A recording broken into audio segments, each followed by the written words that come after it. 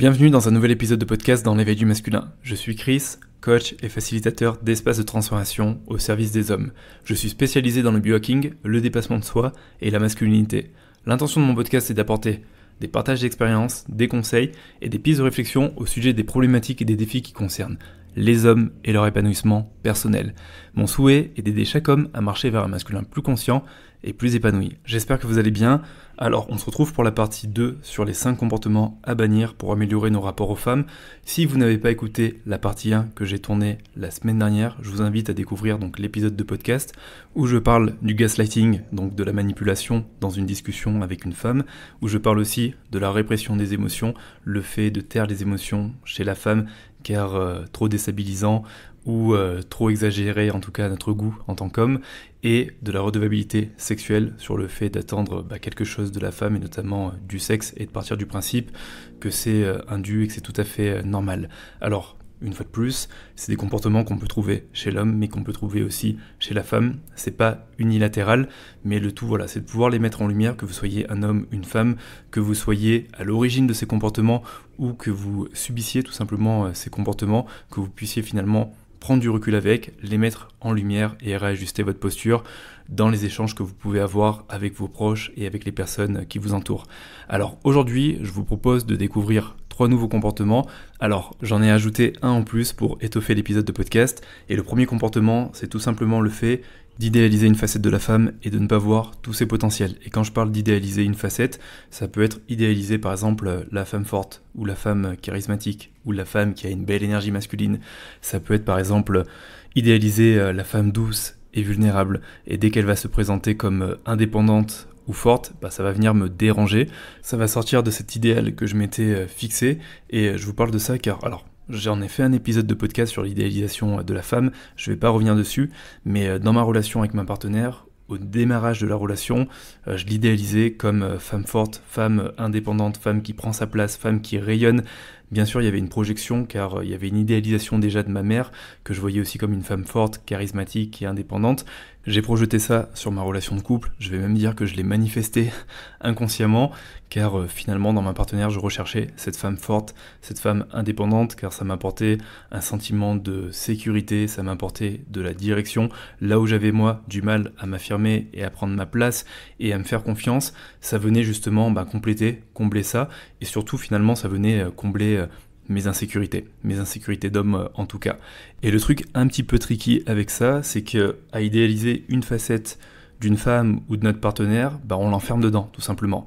Et moi je me rappelle plein de moments où Chloé était dans une autre facette, parfois la femme vulnérable ou la femme insouciante, et ça venait en fait me déranger comme si elle n'avait pas le droit d'accéder à cette facette car ça sortait de l'idéal que je m'étais créé de Chloé, ma partenaire. Et au final, on idéalise tous un petit peu des facettes chez les personnes qui nous entourent, chez les femmes ou les hommes qui nous entourent. Mais le problème d'idéaliser ces facettes, il y a une différence pour moi entre idéalisation et inspiration. Pour moi, l'inspiration, je vois ce que tu as, je le reconnais en moi et je pense que je peux finalement aussi le développer et ça m'inspire.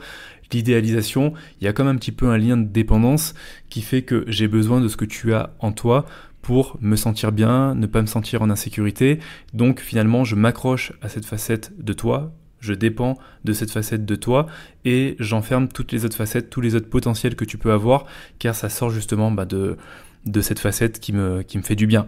Et si je suis dans l'idéalisation, c'est que je pense ne pas avoir la capacité pour cultiver cette facette ou cette qualité en moi. En tout cas, moi, dans ma relation de couple, le fait d'être avec une femme forte et que finalement je recherchais ça, ce n'était qu'une invitation à prendre ma place et à être aussi un homme fort en face d'une femme forte et donc qui se permet aussi sa force et sa pleine puissance. Et je vous parle pas de force brute, je parle de force dans le courage d'être soi, de s'exprimer, de communiquer clairement ses besoins, de poser ses limites, d'être un homme soutenant, un homme présent, un homme à l'écoute, un homme qui sait se remettre en question, un homme qui ne s'apitoie pas sur son passé, un homme qui sait reconnaître ses torts, qui sait assumer ses responsabilités, bref, tout ce qui est bon pour soi et nos relations. Et à partir du moment où je me suis finalement autorisé cet espace, alors ça n'a pas été sans douleur, sans conflit intérieur, on apprend aussi dans la résistance et la douleur. En fait, ça m'a permis tout simplement d'accueillir beaucoup plus de facettes de Chloé. C'est-à-dire qu'à partir du moment où j'ai aussi ressenti ma pleine puissance d'homme, c'est comme si finalement Chloé pouvait aussi se déposer dans ses autres facettes et avoir accès à sa sensibilité, sa vulnérabilité, à cette femme plus insouciante, car elle ressentait en face qu'elle pouvait aussi me faire confiance, que j'avais les épaules pour être cet homme fiable qui exprime sa force et sa puissance, et que ça nous permettait aussi de nous retrouver sur une même longueur d'onde pour avancer ensemble. Et je vous dis ça car pendant longtemps, en début de relation, j'ai reproché à Chloé de ne pas être suffisamment vulnérable. Et dès qu'elle était vulnérable, je lui reprochais justement d'être vulnérable, car en fait ça venait m'inconforter dans certaines choses, car c'était moi qui étais censé être la personne vulnérable de la relation, car c'était moi qui manquais un peu de confiance en moi, et je recherchais à tout prix la femme forte chez elle. Vous voyez un petit peu le paradoxe, comme parfois on peut être un petit peu compliqué et tricky dans nos têtes. Mais voilà, j'en rigole là, mais accueillir justement nos potentiels, c'est ce qui permet aussi d'accueillir les potentiels des personnes qui sont avec nous, et ça ne se fait pas sans souffrance, sans résistance, sans cogitation interne, sans agitation émotionnelle. On passe souvent par des longs process avant de pouvoir accueillir ces choses, et c'est nécessaire, mais une fois de plus, voilà, le message de fond, c'est attention à ne pas idéaliser une facette de votre partenaire ou d'une femme dans votre environnement, et de l'enfermer que dans cette facette, car elle est bien plus que ça. Et en miroir, vous n'êtes pas qu'une facette, vous êtes aussi bien plus que ça. Permettez-vous d'exprimer vos potentialités et le monde n'en sera que plus heureux ou plus déclenché. Ça dépend de qui recevra vos potentialités. Et on passe sur un second comportement que j'ai l'impression de ne pas vraiment avoir. J'ai pris le temps un petit peu d'introspecter sur ça, mais je suis pas tout à fait sûr, peut-être que je manque de conscience à ce niveau-là. Alors c'est un comportement que ma partenaire est venue mettre en lumière il y a 2 mois dans une conversation, et c'est ce qu'on appelle le mansplaining. Alors c'est un concept féministe qui est né dans les années 2010 et qui désigne en fait une situation où un homme explique à une femme quelque chose qu'elle sait déjà, voire dont elle est experte, et souvent sur un ton paternaliste ou condescendant. Et voici un exemple pour illustrer tout ça. Alors apprendre sur un ton léger. Alors, salut Audrey, moi c'est Chris.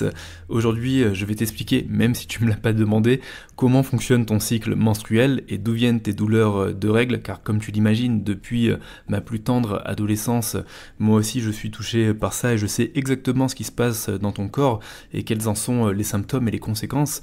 Et en tout cas, ce que je peux te recommander, c'est de prendre un petit peu de curcuma et de cannelle et de renifler un peu de baume du tigre pour t'apaiser. Donc voilà, vous voyez où je veux un petit peu en venir. En fait, quand on prend un peu de recul, c'est hyper mal placé d'expliquer à quelqu'un comment il est censé fonctionner alors qu'il le sait mieux que nous, en tout cas, surtout s'il est beaucoup plus expert sur cette thématique et que visiblement en plus ça ne touche que lui et pas nous du tout.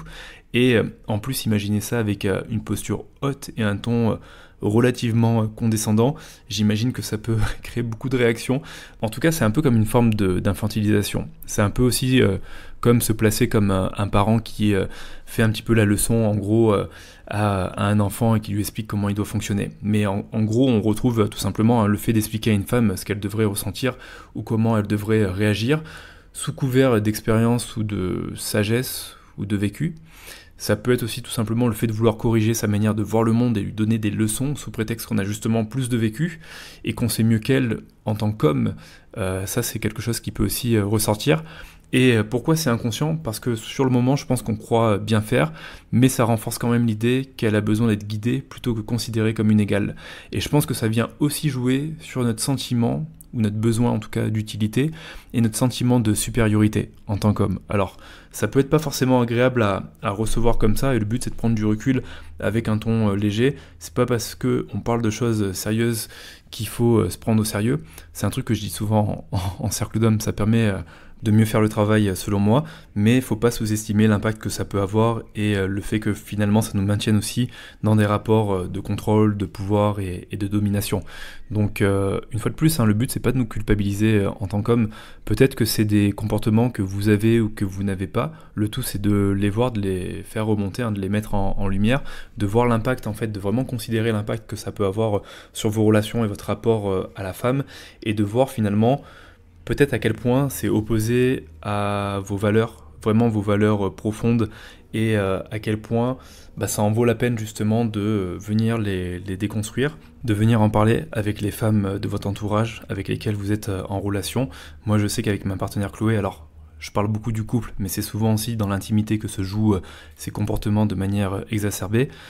On en parle énormément ensemble, car pour moi aujourd'hui c'est important de savoir qu'est-ce que ça provoque chez elle, qu'est-ce que je ne vois pas, parce que vouloir interpréter ou extrapoler, pensant qu'elle peut ressentir comme ça ou penser comme ça, c'est comme un petit peu me fermer à sa réalité, tout simplement, et ne pas savoir ce qui se passe dans son monde. Et moi, ça me permet aussi d'avoir un petit peu un écho de mes comportements, de pouvoir tout simplement me remettre en question et de voir qu'est-ce qui est le plus juste pour ma relation, tout en respectant l'expression de moi-même et l'expression de ma partenaire. Et ça reste valable dans l'autre sens. Une fois de plus, c'est pas que unilatéral, ça va dans les deux sens, on peut se faire progresser tous les deux. Moi je sais que quand ma partenaire déconne ou abuse ou est dans un comportement qui provoque quelque chose chez moi de très intense, je n'hésite pas à clarifier les choses avec elle, à lui dire. Avant j'avais du mal justement à prendre ma place et à sortir un peu de cet archétype du gentil garçon. Aujourd'hui j'apprends tout simplement à nommer les choses, à les dire, à parler du ressenti que ça vient créer chez moi sans forcément nier la réalité de l'autre, et ça permet d'avoir des conversations qui sont ouvertes et qui permettent d'avancer en fait dans la relation de couple. Et un troisième comportement pour clôturer cet épisode de podcast qui est quand même très inhérent à l'homme, c'est le besoin de garder le contrôle. En gros, vouloir être un homme qui gère tout, qui prend les décisions importantes sans forcément consulter sa partenaire ou sa partenaire de travail. Admettons, demain vous êtes au travail et vous bossez avec une partenaire féminine sur un dossier et vous êtes censé statuer et prendre une décision à deux sur ce dossier. Mais vous partez du principe que comme c'est vous qui gérez tout et que vous êtes un homme, vous allez vous prendre de façon la décision importante et finalement vous ne consultez pas votre partenaire qui avait aussi un mot à dire, une vision peut-être à faire passer dans cette décision à prendre à deux. Et en soi, ça peut partir, une fois de plus, d'une bonne intention de je suis un homme, je suis l'épaule forte, et il y a justement ces injonctions sur l'homme qui vient de jouer, et qui fait qu'on a tendance à prendre ce rôle, et qui vient aussi un petit peu nourrir ce besoin d'utilité, et certainement de reconnaissance, mais finalement qui peut un petit peu occulter et rendre invisible le besoin de l'autre personne d'être présente dans la décision, car ça l'engage aussi, et c'est quelque chose d'important aussi pour elle.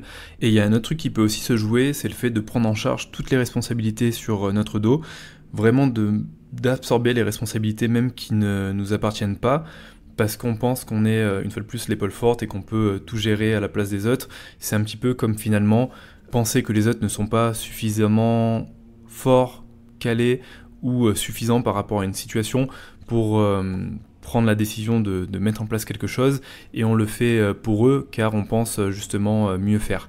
Et on retrouve finalement un petit peu un côté parent qui prend en charge même si c'était pas sa responsabilité. Là on parle de relation d'adulte à adulte. Donc normalement à aucun moment je suis censé être le parent ou le sauveur d'une personne et de prendre en charge les responsabilités d'une autre personne, mais en fonction de comment j'ai grandi, de comment j'ai été formaté, de comment je me suis construit. C'est un trait en tout cas de ma personne qui peut être très présent, et le problème avec ça c'est que j'ai tendance à alourdir mes épaules énormément, parce que tout simplement le poids des responsabilités. Déjà porter ses propres responsabilités ça fait beaucoup, mais imaginez en plus porter les responsabilités des autres car ils ne le font pas, ou ils attendent de vous de le faire, ou vous partez du principe qu'ils ne sont pas suffisants pour le faire, donc vous le faites sans forcément leur demander, finalement ça fait un gros sac qu'on porte sur le dos, qu'on se traîne sur le dos, et qui finit par nous faire du mal, qui finit par nous ronger, et qui peut après créer des rapports hyper ambigus, où on peut venir reprocher aux autres de ne pas prendre leurs responsabilités, alors qu'on leur laisse pas forcément l'espace pour prendre leurs responsabilités, ou tout simplement on leur fait pas un cadeau en prenant en charge leurs responsabilités, car en fait ils ont tout simplement besoin de se bouger le cul et de sortir de leur passivité pour se prendre en charge tout simplement. Quand je suis un parent et que j'ai un enfant, c'est tout à fait normal que je prenne en charge mon enfant. Quand je suis face à un adulte qui n'est plus un enfant, c'est plus tout à fait normal. Donc voilà, c'est aussi savoir où s'arrêtent mes responsabilités, où finalement démarrent les responsabilités de l'autre personne. Ça n'empêche pas que si l'autre personne a besoin d'un coup de main, car la situation est trop difficile à gérer, elle peut me le demander une fois de plus et je peux intervenir et je peux l'aider, la soutenir dans ce qu'elle traverse pour l'aider à dépasser une situation ou à trouver des solutions. Ça n'empêche pas qu'on est humain, qu'on peut faire preuve d'empathie et qu'on peut être dans l'aide pour avancer ensemble. Et enfin, on pourrait avoir dans ce besoin de garder le contrôle le fait de penser qu'on est plus compétent ou qu'on sait mieux dans certains domaines. On retrouve un petit peu le côté mansplaining dedans. Je sais mieux que toi, donc je vais le faire un petit peu à ta place. Alors c'est différent, mais ça pourrait être présent. Moi je sais que c'est un truc qui est assez présent encore chez moi. C'est Chloé qui me l'a fait remonter là récemment et qui m'a dit des fois Chris, tu fais des actions qui sont un peu étouffantes où je t'ai pas demandé de m'aider ou tout simplement je suis en train de faire mon truc et tu interfères et ça peut être par exemple une fois la machine à laver se termine, Chloé dit voilà je vais étendre le linge et tout de suite je me suis dit faut pas qu'elle étende le linge toute seule, c'est pas bien, je dois l'aider dans ses tâches domestiques. Sur le moment j'anticipe son pas et je vais commencer à ouvrir la machine alors qu'elle venait de verbaliser le fait qu'elle allait étendre le linge. Et donc pour le coup sur le moment c'est comme si je lui envoyais le message de vas-y je le fais à ta place parce que c'est pas bien fait, ou non il faut qu'on le fasse à deux parce que sinon c'est pas bien, bref. Ou en fait c'est pas forcément une fois de plus à sa place, et c'est elle qui me l'a fait remonter en me disant mais tu vois là en fait je peux l'étendre de moi-même, j'ai pas forcément besoin de toi pour l'étendre, je te reproche rien, je te dis pas que parce que je l'étends t'es un mauvais gars ou un mec qui prend pas en charge les besoins du ménage. Et il y avait une autre situation comme ça où on était à la salle et en fait c'est typiquement où Chloé veut faire un exercice typiquement du Hips Thrust et je sais pas pourquoi, je lui prépare sa barre, presque je lui mets les poids et je lui demande si ça va comme ça. Et sur le moment elle me dit mais en fait je peux le faire tout seul, je t'ai pas demandé de le faire, de contrôler ça à ma place, t'as ton entraînement, t'as prévu de faire ta routine, fais-la. En faisant ça au contraire tu m'étouffes, ça m'infantilise, tu crées une forme de contrôle sur un truc que j'ai prévu de faire et tu sais pas si j'ai envie de le faire aux haltères, avec un disque ou avec une barre, donc limite c'est un petit peu oppressant. Et c'est marrant parce que c'est des comportements que j'ai encore très souvent, donc c'est venu un petit peu me confronter sur le moment, mais je les ai super bien reçus parce qu'en fait j'ai pu voir que c'est super présent et que c'est assez inconscient et que ça part souvent d'une volonté de bien faire ou de me rendre utile parce que j'estime en tant qu'homme encore beaucoup ma valeur, à mon utilité tout simplement. Donc voilà. Et je crois qu'on est pas mal pour cet épisode de podcast sur cette partie 2. En tout cas, j'espère que ça aura mis en lumière certains comportements que vous pouvez avoir ou que vous subissez dans votre quotidien et que ça vous permettra de rééquilibrer tout simplement tout ça pour avoir des rapports plus équilibrés avec les femmes ou les autres hommes, ou si vous êtes une femme avec les hommes, donc pour du mieux vivre tous ensemble. Prenez soin de vous et on se retrouve la semaine prochaine pour un prochain épisode de podcast. À très bientôt.